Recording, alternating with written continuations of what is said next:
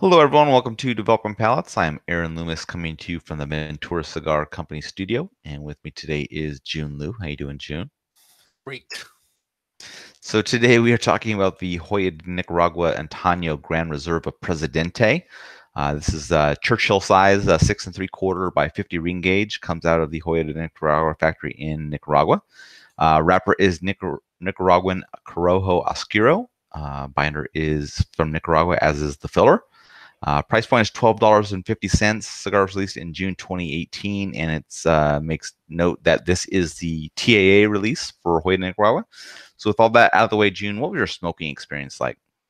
Um, this is a big cigar, so when you guys pick it up, you're in for multiple hours of smoking experience. Um, so in terms of flavors of the cigar, I say the initial profile centered around slightly gritty earthiness, minerals coming through. Inch end flavor profile opens up. I got dry red pepper, got some cocoa coming through. Retro really brings out bigger doses of that dry red pepper and minerals.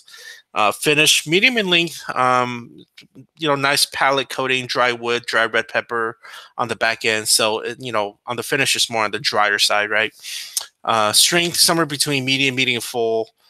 Body consistent medium. As the kind of cigar progressed on, it was basically that same note within like two and a half hours of smoking. As the cigar kind of went through like the end of that second third, last third, on the finish, there's less pepper lingering, but it was mainly just like a dry wood note coming through. In terms of construction, I rated the burn to be very good. Only downside was a pretty major touch up that I had to do within the first third. Somewhat of an uneven burn.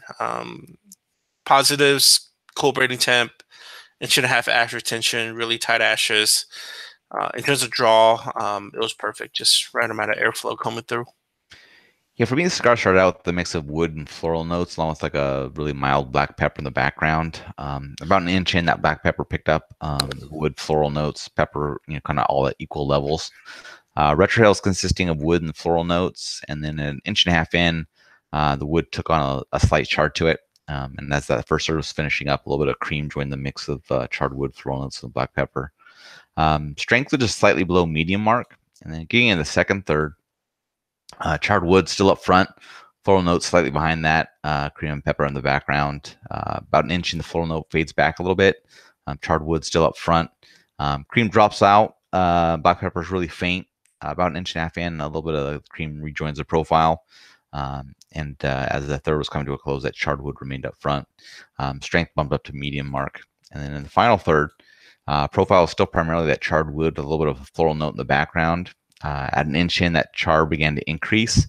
Retrohales kind of maintaining a combination of the wood and the floral notes. That's pretty much how the cigar finished out, and strength on the third bite bumped up to slightly above medium. In regards to the burn, it was a little bit wonky the entire way. I mean, had to do two pretty significant touch-ups to it to keep things on track. But the ash did hold on in 2 inch increments, so it was a strong ash on that one. In regards to the draw, it was a little bit tighter than I preferred, but didn't really cause any issues with the smoking experience. So not anything really big to complain about there. So overall, what were your thoughts on this one? I thought that was so we smoked through the Bellicosa and review that, and this is our second review within this line, right? Yeah. I thought it was a good cigar.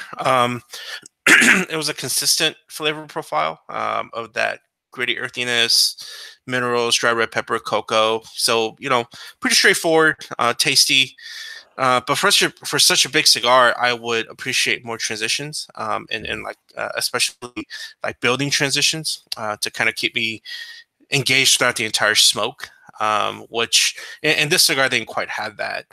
Uh, I was reading through my notes of the Bellicoso, and that had it more than this. And that was a shorter smoking experience than this was.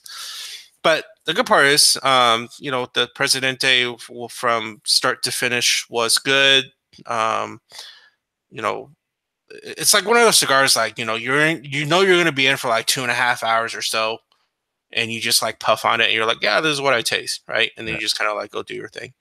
But if you're going to, if you're one of those guys, and I am one of those guys that whenever you see a larger profile, a larger cigar format, and you expect transitions and complexities and building complexities, this is not it. Yeah. So yeah. Yeah, I mean, I went back to my notes on the Bellicoso as well because I didn't remember getting the floral notes in that, and when I went back and saw that, I didn't see those there. So I ended up having very different experiences with these two cigars, even though they're in the same line. So which is interesting. And floral notes aren't for everybody. Some people don't really like them. So I mean, that's something, at least if you have a palate similar to mine, if you don't like floral notes, then this cigar is probably not going to be for you. But I enjoy that, so it was good. Construction could have been a little bit better. Having to do some touch-ups and things like that, not the greatest, but it wasn't a horrible detractor or anything like that. I like the Bellicoso in this equally as good. They're different profiles, so I don't really have one favorite or other. It would just be like depending on what mood I'm in and what flavor profile I'm looking for. But you do get some value from the cigar based on how big it is and how long of a smoking experience you're going to get. So even though it's in the $12.50 price point, you do get a long smoking time out of it. So you got to take that for what it's worth. So, but you need to have the time to enjoy this cigar. So if you don't have a bunch of time to sit down with this cigar, then you're just going to be wasting money, I think, doing that. So if you have the time and you can sit down and focus on it, then I think it's good. And I would, next time I have a chance to smoke this and I have the time, I think I'd smoke a few more of these. So getting the scores, Junior, you give it a 7.07. I give it a 6.47. How do you think that matched up with your experience? Story of this guy is consistent good flavors throughout. Overall, very good construction. And low 7 sounds about right. Yeah, my score matches up well. I thought the final third kind of dropped off just to be average, and I had a little bit of issues with the burn. But otherwise, I think it's still a good flavorful cigar. You just have, like I said, you have to deal with the smoking time and make sure that you have the time that you can dedicate to it. Any other final thoughts from you on this one? All right, if you're just catching this video on YouTube, be sure to subscribe to us. Also check out the full written review on the website, developingpalates.com. Be sure to follow us on all the social media channels, Facebook, Instagram, Twitter, and Google+. And you can catch all of our review recaps on podcasts, so iTunes, Google Play, and Podbean. Thank you for tuning in, and we will catch you on the next one.